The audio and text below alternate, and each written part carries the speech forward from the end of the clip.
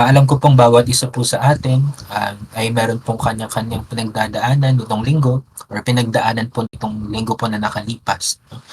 Some of us had good days, some may have faced challenges.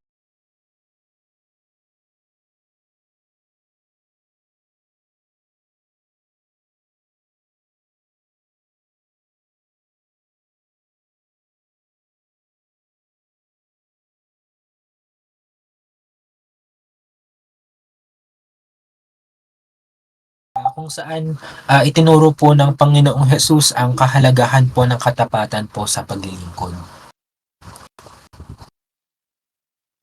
Ang title po ng ating pong message po today ay The Mark of a Good and Faithful Servant.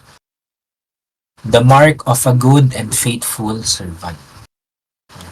Alam niyo po, no, darating po tayo sa araw na or darating po yung araw na tayo po ay haharap po sa Diyos.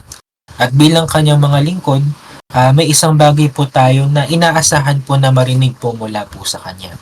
At ito po yung mga salitang, well done, good and faithful servant.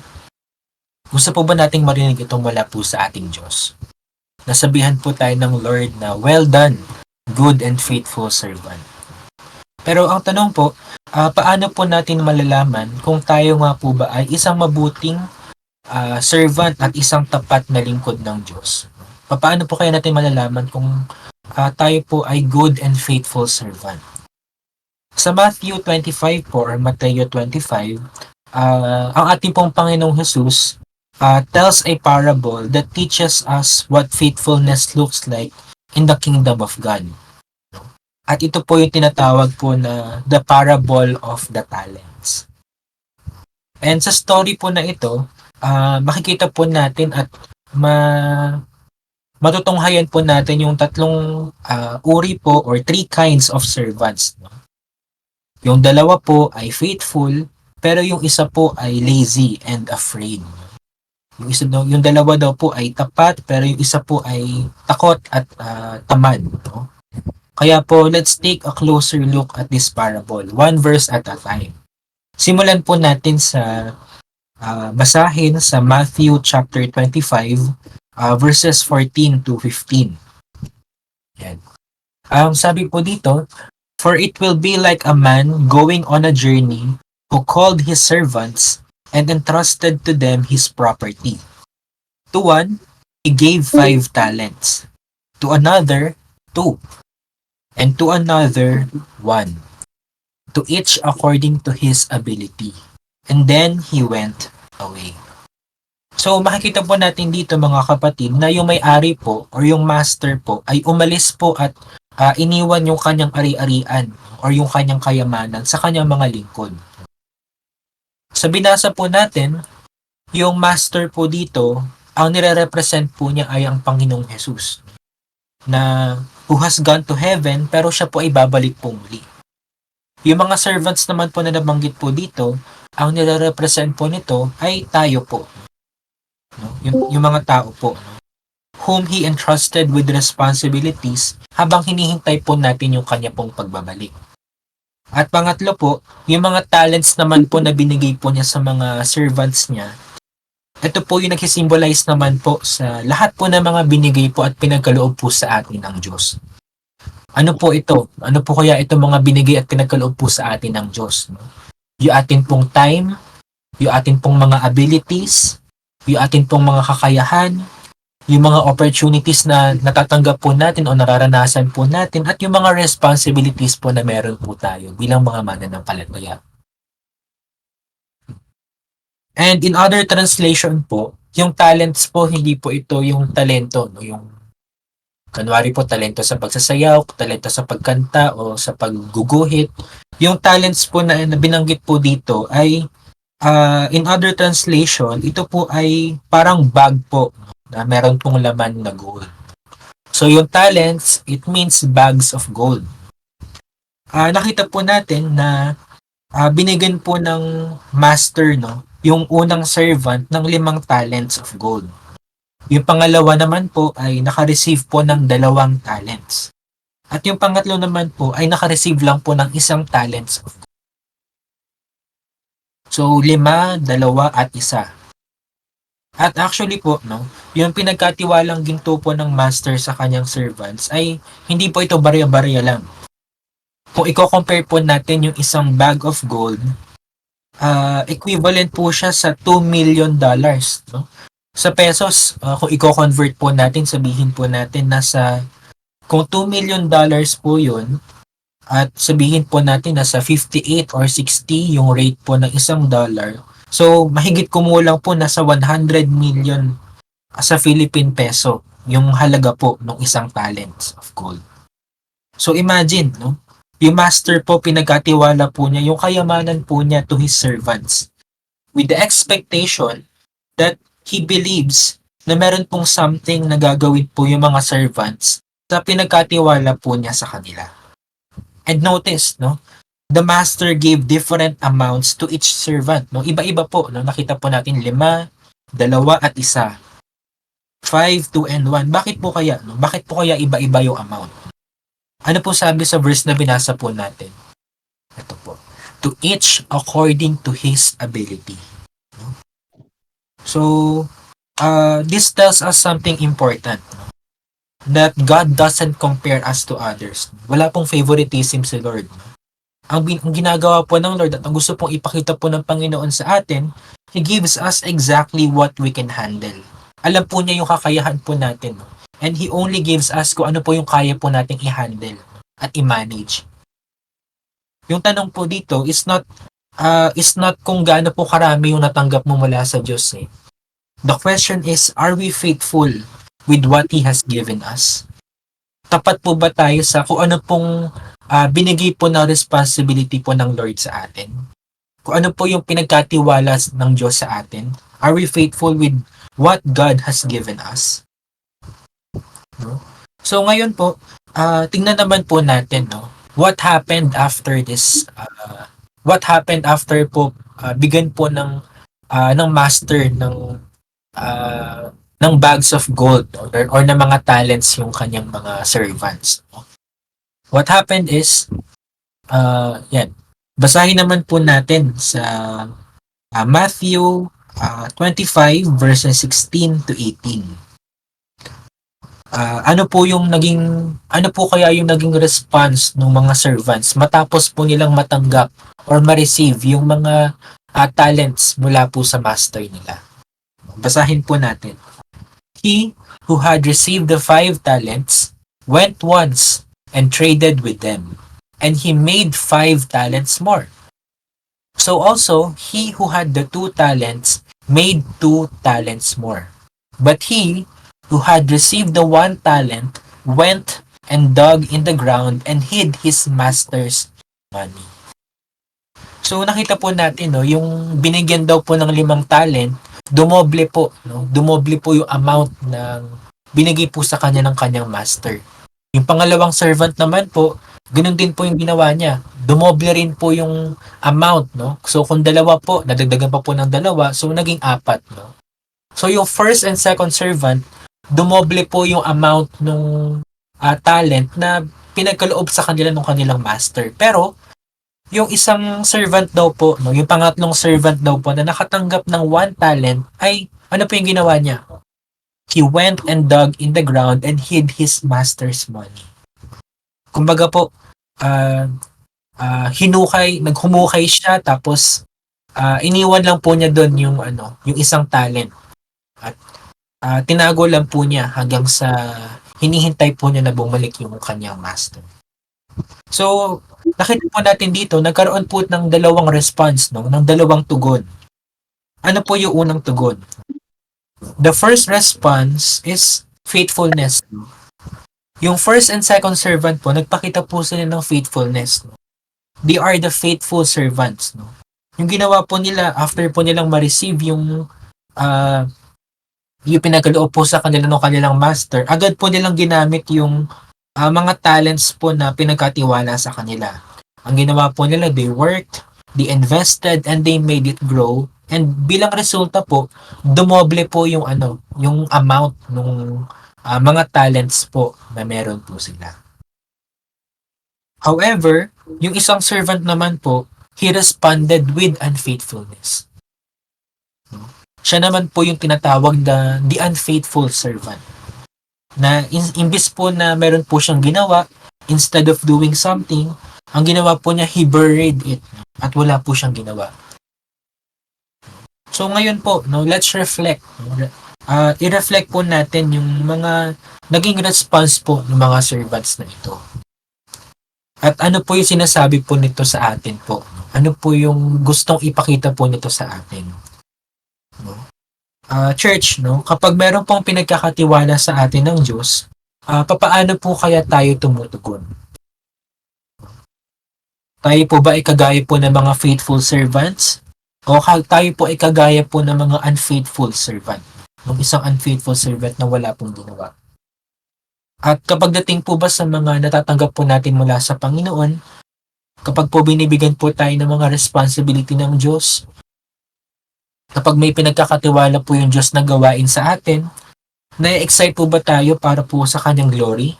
Na-excite po ba tayo para po sa kanyang kaluwalhatian? O natatakot po tayong kumilos kaya hinahayaan po natin na wala pong mangyari? Mga kapatid, ang pagiging mabuting lingkod po ay hindi lang po tungkol po sa galing o sa laki po ng talento, kundi sa katapatan po nating gamitin ito para po sa Diyos at para po ibalik yung glory po sa ating pong Panginoon. So ano po yung nangyari pagkatapos po nito? Pagkatapos po ng mahabang panahon, bumalik na po yung master. Kasi sabi po niya babalik po siya ulit. Pagkatapos po ng mahabang panahon, bumalik po yung master, pero hindi lang po siya bumalik. Hindi lang po siya bumalik. He returned and he settled accounts with them. Ibig sabihin po, kinamusta po niya yung mga naging progress ng mga pinagkaloob niya doon sa mga servants niya.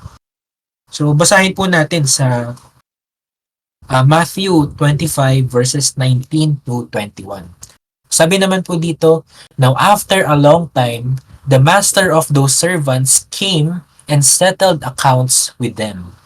And he who had received the 5 talents came forward, bringing 5 talents more. Ibig sabihin po, 10 na po yung mga talents po na hawak niya. No? Saying, Master, you delivered to me 5 talents. Here, I have made 5 talents more. His master said to him, well done, good and faithful servant. You have been faithful over a little, I will set you over much. Enter into the joy of your master. So napansin niyo po ba mga kapatid? Hindi po sinabi ng Panginoon na magaling ka kasi marami kang kita kaysa sa iba. Hindi po niya kinompare yung nakatanggap po ng 5 doon po sa 2 at doon sa nakatanggap ng 1. Ibig sabihin po, ang sukotan po ay hindi po sa dami po ng nagawa, kundi sa katapatan po sa paggamit ng natanggap mo. And that means, no, if we are faithful in the little things na meron po tayo, it means that God will entrust us with more. Kung tapat po tayo sa mga maliliit na bagay, mas pagkakatiwalaan po tayo ng Lord with more. Ngayon po, no, ganoon din po 'yung nangyari po sa nakatanggap po ng ng 2 talents, no, na ginawa po niya, naging 4 na po 'yung 2. At ang sinabi rin po ng master sa kanya, well done, good and faithful servant. Ngayon po, ano po 'yung nangyari po dun sa nakatanggap po ng isang talent, no, na wala po siyang ginawa dun sa binigay po ng kanyang master sa kanya. Basahin po natin ngayon sa Matthew 25 verses 24 to 27. Sabi po rito, He also who had received the 1 talent came forward, saying, Master, I know you to be a hard man, reaping where you did not sow, and gathering where you scattered no seed. So I was afraid, and I went and hid your talent in the ground. Here, you have what is yours. But his master answered him, You wicked and lazy servant. Well then, you should have put my money on deposit with the bankers so that when I had returned, I would have received it back with interest. No? So ano daw po yung naging rason po nung isang servant? No? Natakot daw po siya kaya po wala po siyang ginawa. Kaya po, he only buried the talent sa ilalim po ng lupa. No? No? Yung naging reason po niya is that he was afraid. No? Sabi po niya, I was afraid. Natakot daw po siya. Natakot po siyang magkamali, natakot po siyang sumubok, at natakot po siyang mawalan. Ngayon, ano po yung naging final judgment? No? Basahin po natin ngayon sa 28 verses 28 to 30. No? Ang sabi po ng master, so take the talent from him and give it to him who has the 10 talents. For to everyone who has will be more given, and he will have an abundance. But from the one who has not, even what he has will be taken away. And cast the worthless servant into the outer darkness. Yung matapat na lingkod daw po ay nagkaroon ng higit pang pagpapala. Nabanggit po dito na yung 5, binigay po ng master yung kung ano po yung meron dun sa pangatlong servant na may isang talent na ay napunta po dun sa mas maraming naipon na talent. Ibig sabihin po yung matapat na lingkod ay nagkaroon ng higit pang pagpapala, ngunit yung lingkod po na hindi po tapat ay mawawalan po, no? Pati po yung mga maliliit na meron po siya. No? And church, no? This is a serious warning and this is alarming, no? No? Kung hindi po natin gagamitin yung pinagkatiwala po ng Diyos sa atin, maari po itong kunin, no? Maari po itong bawiin po sa atin at ipagkaloob po sa iba. Gusto po ba nating mangyari po sa atin yan? Na yung maliit na nga lang na meron tayo ay ibibigay pa sa iba, ay babawiin sa atin at ibibigay po sa iba. No? Ayaw po natin yun, no? Ibig sabihin po yung pagiging mabuting lingkod ay hindi lang po tungkol sa paggawa, ito po ay tungkol po sa puso po na may katapatan at pananampalataya. At makikita rin po natin dito na ang hindi po pagsunod sa kalooban ng Diyos ay may katapat po na kahantungan or judgment. No? Ano pong sabi sa huling part po ng passage po na ito? And cast the worthless servant into the outer darkness. Later on po, we're gonna explore po kung ano po ibig sabihin po nito. At yung mas malalim po na kahulugan po ng mga passages po na dinaanan po natin. No? Ngayon po, no, the big question, what will God say about us? Ano po kayang sasabihin po ng Diyos sa atin kapag po siya po ay bumalik na po sa pangalawang pagkakataon? What will God say about us? Ngayon po, ang gusto ko pong itanong po sa ating lahat, kung darating po ang Panginoong Jesus ngayon, ang ating pong Panginoong Jesus, ano pong sasabihin po niya tungkol sa iyo? Sasabihin po ba niyang, well done, good and faithful servant? O baka sasabihin po niya, you wicked and lazy servant? So ngayon po, no, we're going to look at 3 signs, no, 3 mga tanda ng isang mabuting at tapat na lingkod ng Diyos. Sabi nasa po natin, no, na sa Book of Matthew, chapter 25, makikita po natin na hindi po lahat ng lingkod ay tinatawag na mabuti at tapat. No? Ang ilan po ay naging tapat, samantalang ang isa po ay hindi nagamit ng tama ang ipinagkatiwala sa kanya. At kung titingnan po natin yung ating pong mga sarili po ngayon, papaano po natin malalaman kung tayo po ay tunay na mabuting at tapat na lingkod ng ating pong Diyos? At ano po kaya ang hinahanap at gustong makita ng Diyos sa atin? So ngayon po, tingnan po natin ang 3 tanda ng isang good and faithful servant. Una-una po sa lahat, a good and faithful servant is faithful in showing up. He is faithful in showing up. Basahin po natin sa Matthew 25 verse 16 to 17. No? Balikan lang po natin yung binasa po nating passage kanina. Sabi po rito, he who had received the 5 talents went at once and traded with them. And he made 5 talents more. So also he who had the 2 talents made 2 talents more. No? So napansin niyo po ba yung phrase na went at once? Yeah, ito po. Went at once. Ibig sabihin po, hindi po sila naghintay. Hindi po sila nagdahilan. Kundi agad po nilang ginamit ng pinagkatiwala po sa kanila. No? Ibig sabihin po, mula po nung narinig po nila o natanggap po nila yung mga talents na yon o narinig po nila yung balita na yon, agad-agad po silang kumilos, no? They were excited, no? Ibig sabihin po, a good and faithful servant does not delay. Hindi po sila naghahanap ng perfect timing o humihingi ng extra assurance. Ang ginagawa po nila, kumikilos po sila agad. Ibig sabihin po, hindi mo na kailangan maghintay ng tamang timing. No? Kaya nga po, a good and faithful servant is faithful in showing up. No? Showing up is enough, no?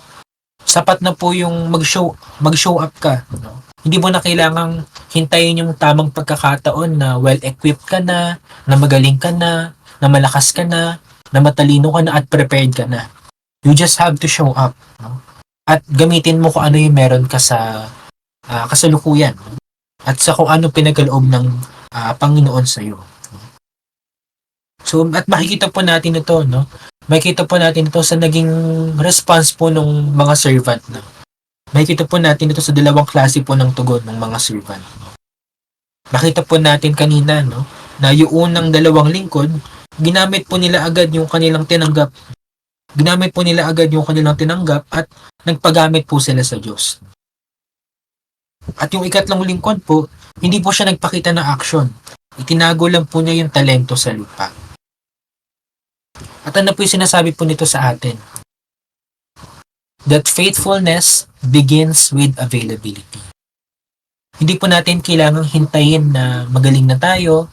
Hindi po natin kailangan hintayin na prepared na tayo. Because faithfulness begins with availability. We just have to show up. We just have to make ourselves available.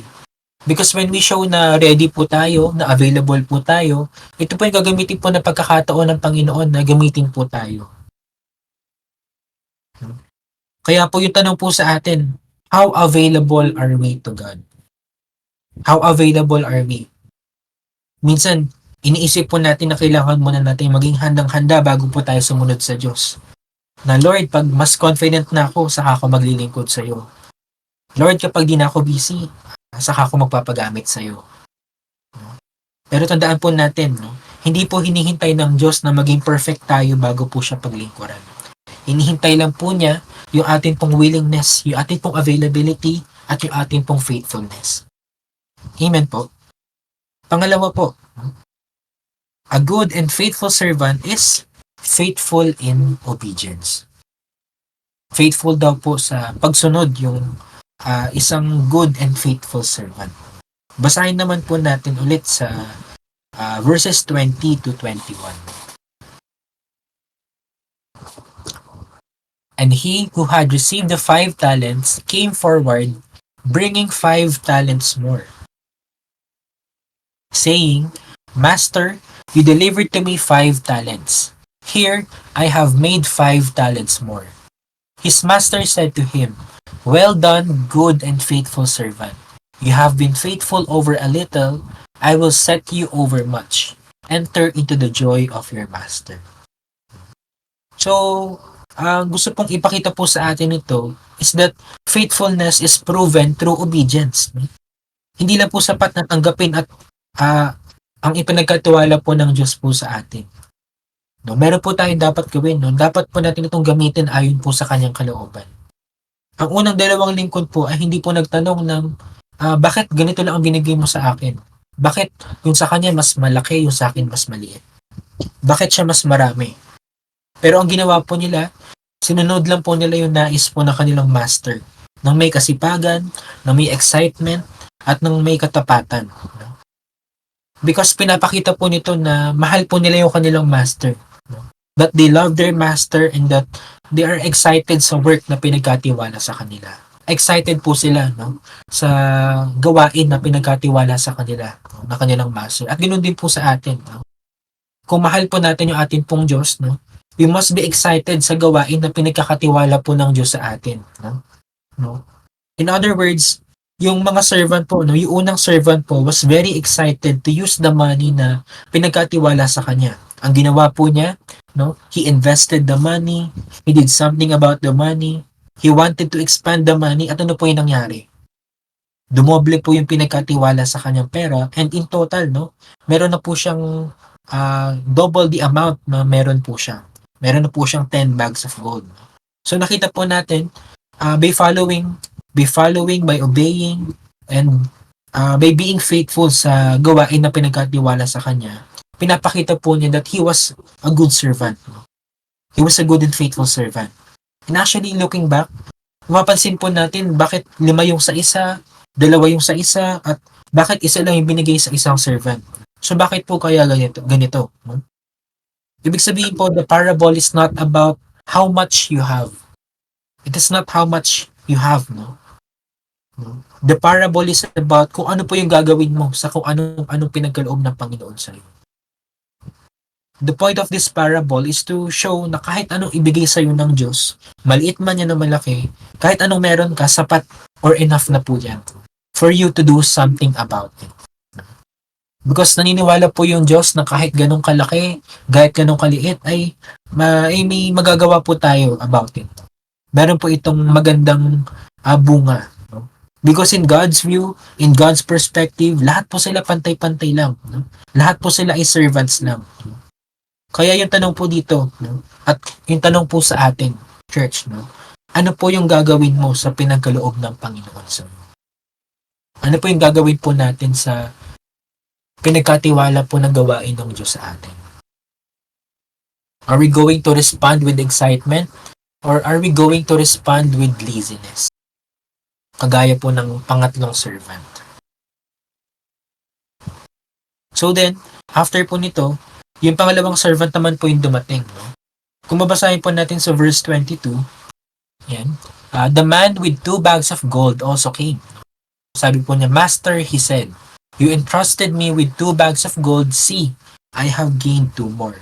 So exactly kung ano po yung nangyari sa unang servant also happened to the second servant. Dumoble po yung pinagkatiwala sa kanya. Kahit na 2 lang po yung binigay sa kanya, na-multiply po niya into 2 kung ano po yung meron po siya. Kung ano po yung pinagkaloob sa kanya at pinagkatiwala sa kanya ng master. And at the same time, makikita pa natin dito, no, na excited po silang 2 na humarap sa kanilang master. Kumbaga po, pagkarating pa lang ng master, ano po yung sabi nila? No? In-approach po nila agad at proud po sila na i-report kung ano po yung nangyari. Kung ano po yung nangyari sa pinagkatiwala ng kanilang master sa kanila. At kung mapapansin din po natin, no, hindi naman po nagtawag yung master, no, nung dumating po siya. Hindi po niya tinawag na, asan yung mga pinagkalooban ko ng mga ng mga talents, kamusta na yung mga binigay ko sa inyo. Hindi po ginawa ng master yun, no.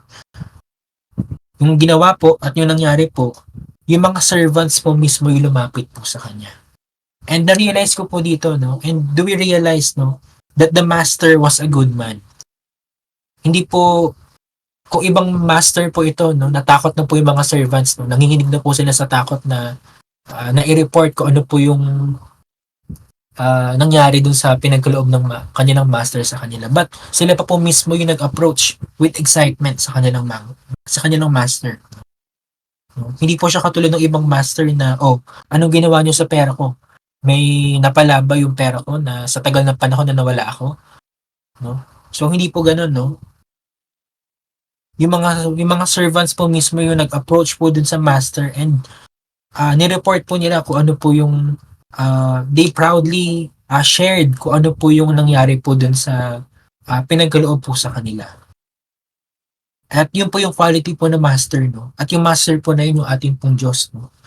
The first thing po na pinakitang quality po niya is that he entrusted his servants, no? Nagpakita po siya ng tiwala, no, sa kanyang mga servants about something na very important to him. No? Yung mga talents of gold po na yun, kagaya nga po sa pinag-usapan po natin kanina, no? Yung halaga po ng isang talents of gold is sobrang laking halaga po. No? Pero he entrusted to his servants, no, yung ganong kalaking value po ng pera, no? Or ng gold, no? Na kahit na gaanong kalaki o gaano kalaki ng value na yon o kahit na gaanong kahalaga po nun para po dun sa master, he still entrusted his servants about something very important to him. And that is a sign of grace. In other words, ah, this is mine, but consider it as yours, no? No, na parang kung ano po yung meron yung master, ganun din po. I-consider po ng mga servants na sa kanila din po yun. And ang sabi po nung master na I want you to do really well with him. Kaya po, ganoon na lang po yung tiwala po niya dun sa mga servants po niya. And that's why ito po yung sinabi po ng master eh. For the second time, no, ang sabi po ng master, his master replied, "Well done, good and faithful servant. You have been faithful with a few things. I will put you in charge of many things. And come and share your master's happiness." So kung ano po yung sinabi ng master dun sa unang servant, no, na meron pong 5, ganun din po yung sinabi po niya sa pangalawang servant. No? Kung ano po yung sinabi po niya is the exact same words na sinabi po niya. Ibig sabihin po, kinoconsider po ng Diyos na pantay-pantay lang po. Hindi po dahil sa mas marami yung isa ay mas maganda or mas mataas yung regard ng master sa mas nakapag-produce ng marami, pero pinakita po dito na kung ano po yung sa mas marami, sa mas konti ay parehas lang po. Ibig sabihin po pantay-pantay po yung tingin po ng master at ganoon din po sa atin. Pantay-pantay lang po yung tingin po ng Diyos sa atin. No? Na it's not about the amount, no? Kung gaano po kadami yung ginawa ng isa, mas konti yung sa isa, but kung sino po yung sumunod po sa kalooban ng Diyos at kung sino po yung naging tapat, no, mula sa umpisa at hanggang sa huli, hanggang sa bumalik po yung Master, yung ating pong Panginoon. Samantala po, no, yung nakakabahala po dito ay yung ikatlong lingkod, yung pangatlong servant po. No?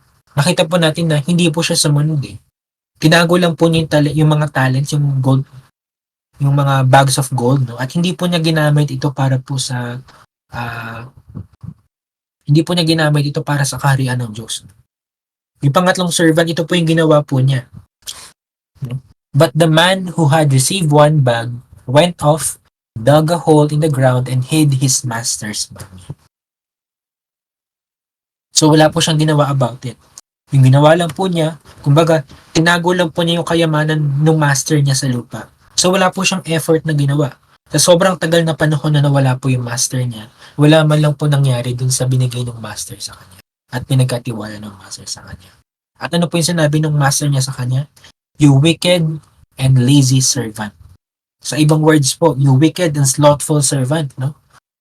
At ano po yung sabi rin dito? Well then, you should have put my money on deposit with the bankers so that when I returned, I would have received it back with interest, no? So tama po, no?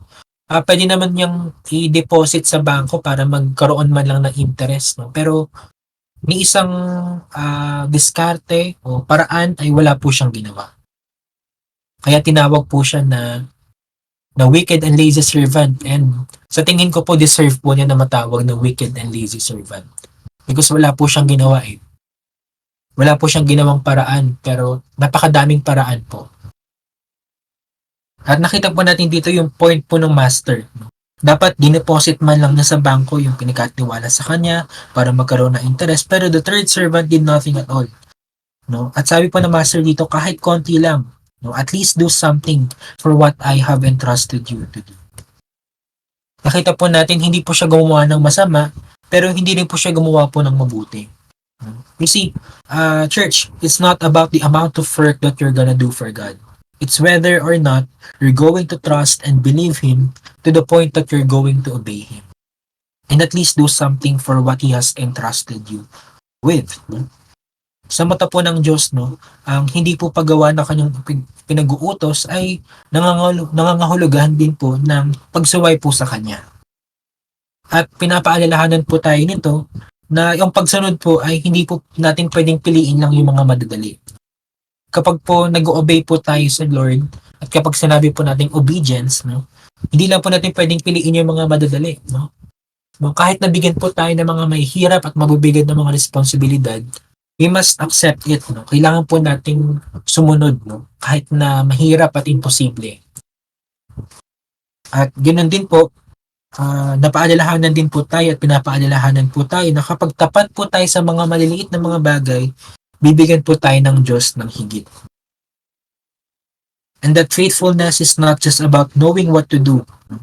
Hindi lang po ito sa na kailangan mong alam, na kailangan alam mo kung ano yung gagawin mo, pero just doing it, no? Kahit na wala po tayong idea, kahit na clueless po tayo, pero gawin po natin ito ng may pananampalataya at ng may katapatan.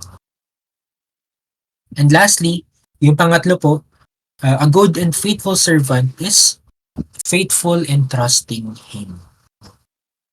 A good and faithful servant is faithful and in trusting Him, in trusting the Lord. Basahin po natin ulit sa Matthew 25, verses 24 to 25. Then the man who had received 1 talent came. Master, he said, I knew that you are a hard man, harvesting where you have not sown, and gathering where you have not scattered seed. So I was afraid and went out and hid your talent in the ground. See, here is what belongs to you. So the third servant failed, no? Hindi lang po sa obedience, pero sa pagtitiwala po sa kanyang master. Hindi lang po siya nag-fail sa pagsunod, pero sa pagtatrust po sa kanyang master. Natakot po siya, napangunahan po siya ng takot, at hindi po siya nagtiwala sa Panginoon. Ang problema po niya ay hindi po dahil sa kulang po yung binigay po sa kanya, no? Yung problema po niya ay hindi po dahil sa kulang po siya ng mga skills, ng kakayahan, ng mga talents, kundi kakulangan po sa pananampalataya. Kinulang po siya sa pagtitiwala sa Diyos. Kinulang po siya sa pananampalataya niya sa kanyang master.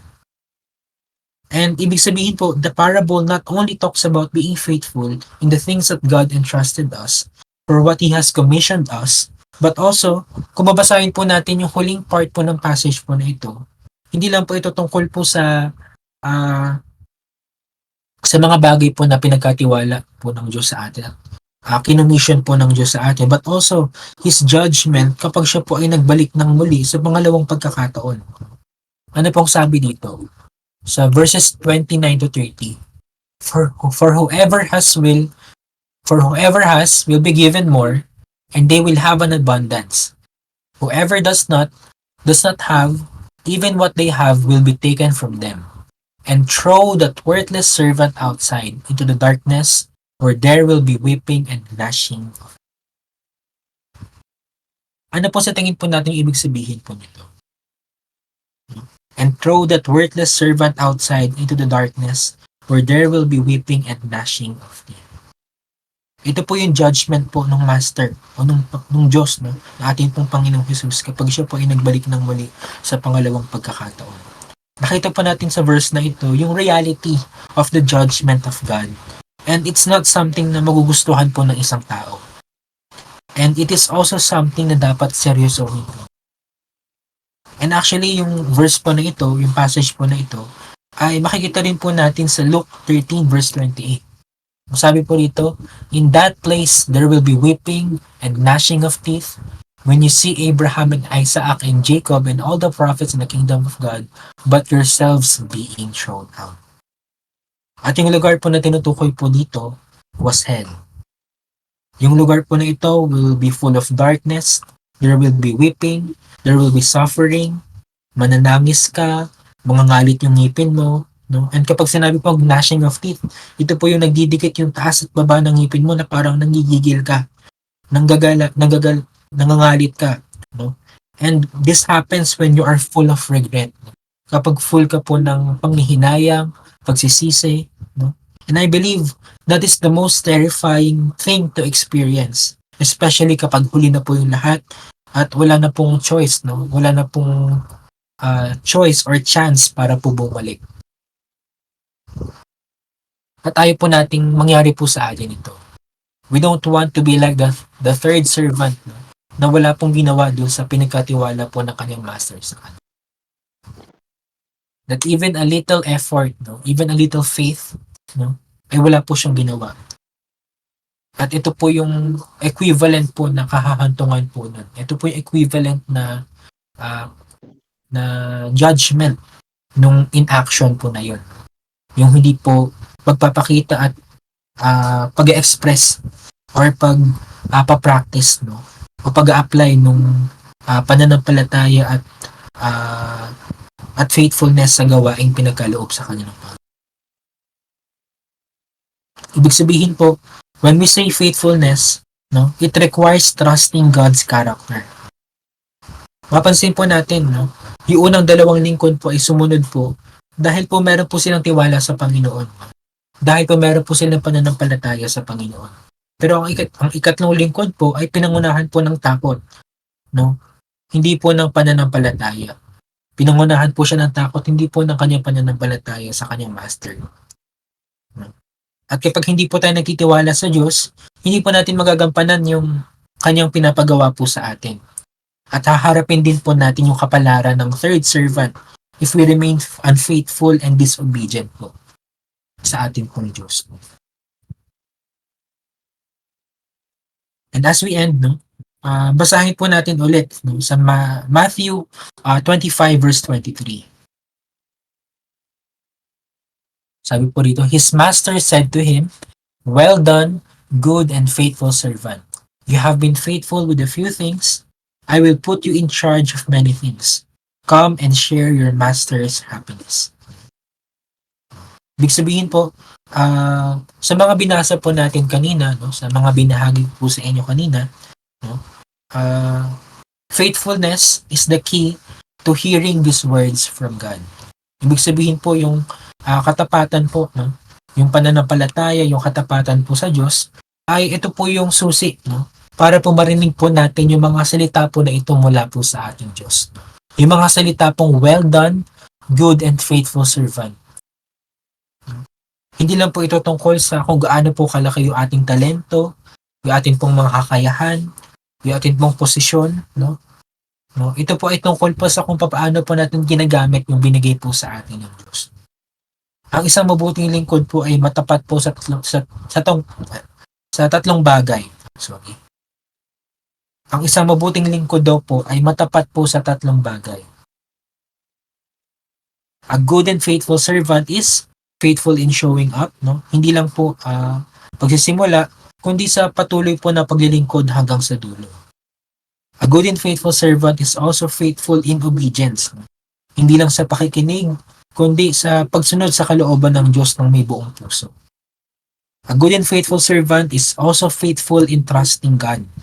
Hindi pinapangunahan ng takot, kundi pananampalataya sa Diyos na mabuti at tapat. So church, no, ang tunay po na mark ng isang good and faithful servant ay hindi po sa resulta, kundi po sa katapatan. Sa pinakita po nating katapatan at pananampalataya. Hindi po tayo tinawag para maging sikat, kundi maging tapat. Hindi po tayo tinawag para maging famous, maging flashy, no, maging flawless, maging fierce, no? Pero tinawag po tayo para maging tapat sa ating pong Panginoon. Hindi tayo tinawag para gumawa ng sarili po nating paraan, kundi sundin po yung paraan po ng Panginoon. Hindi po tayo tinawag para magduda, matakot, kundi para magtiwala na ang Diyos ay sapat at meron po siyang kayang gawin na paraan. Kaya po, may this become a reminder po sa atin pong lahat sa bawat isa, na when our Master comes back, maririnig po ba natin yung mga salitang, "Well done, good and faithful servant." Maraming salamat po sa pakikinig at pagpalain po tayong lahat ng ating Panginoon.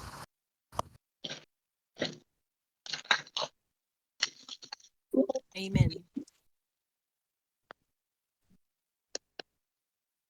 Amen.